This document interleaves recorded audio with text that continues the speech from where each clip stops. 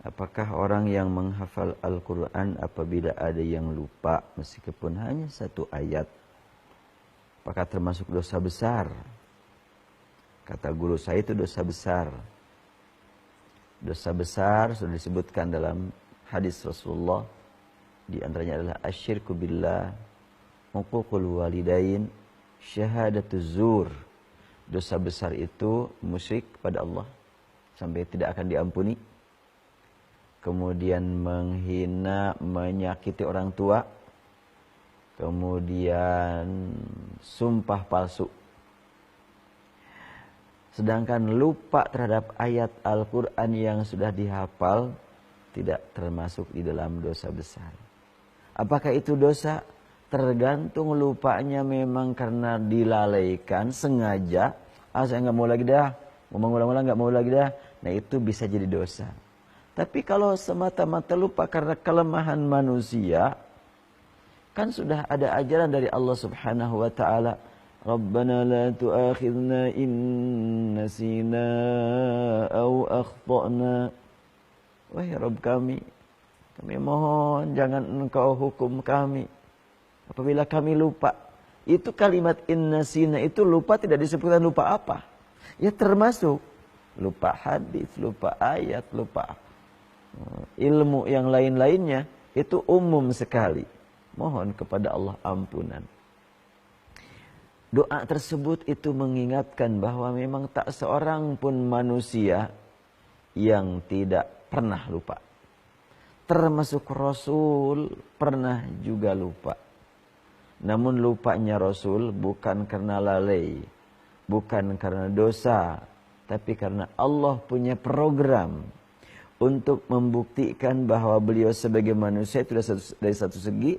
Dari segi yang lain, bagaimana kalau kita lupa?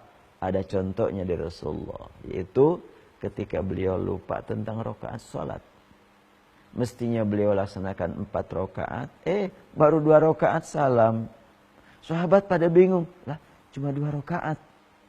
Tanyain dong, kamu aja.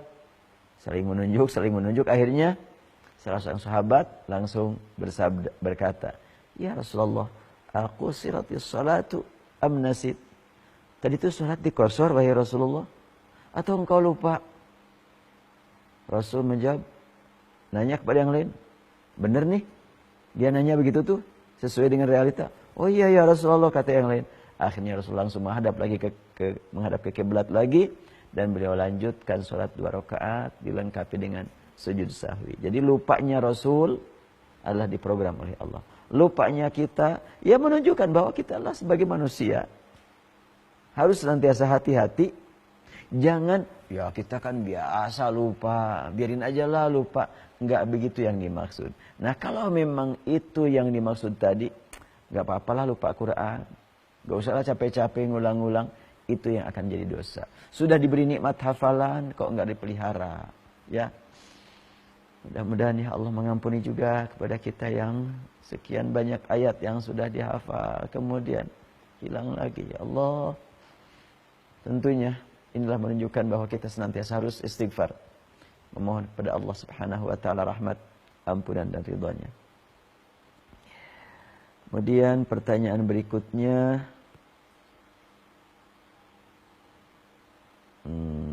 Ustadz, gimana cara menyikapi kata Ustadz ini sahih, kata Ustadz lain palsu?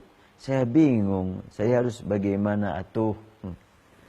Ya, Al-Quran saja yang tidak pernah ada yang berani berkata palsu.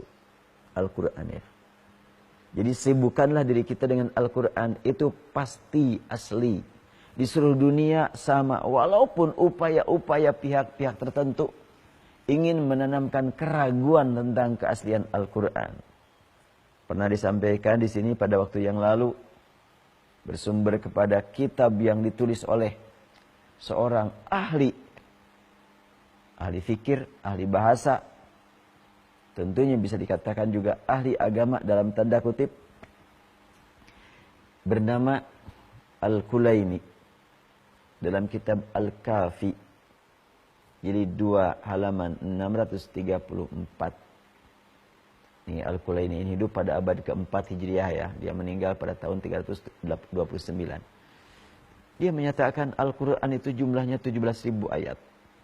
Padahal yang kita lihat saat ini dan juga dihafal di seluruh dunia, gak nyampe 7.000. Itu upaya-upaya untuk meragukan tentang Al-Quran. Tapi gak akan punya makna, gak punya arti. Allah yang memelihara. Oleh karena itu maka keyakinan kepada Al-Quran tetap akan dipelihara oleh Allah sampai kiamat terjadi. Walaupun upaya untuk merusak terus-terusan. Sedangkan yang lain-lain, kata Ustadz ini benar, kata Ustadz ini salah. Ya udahlah, kita hargai masing-masing.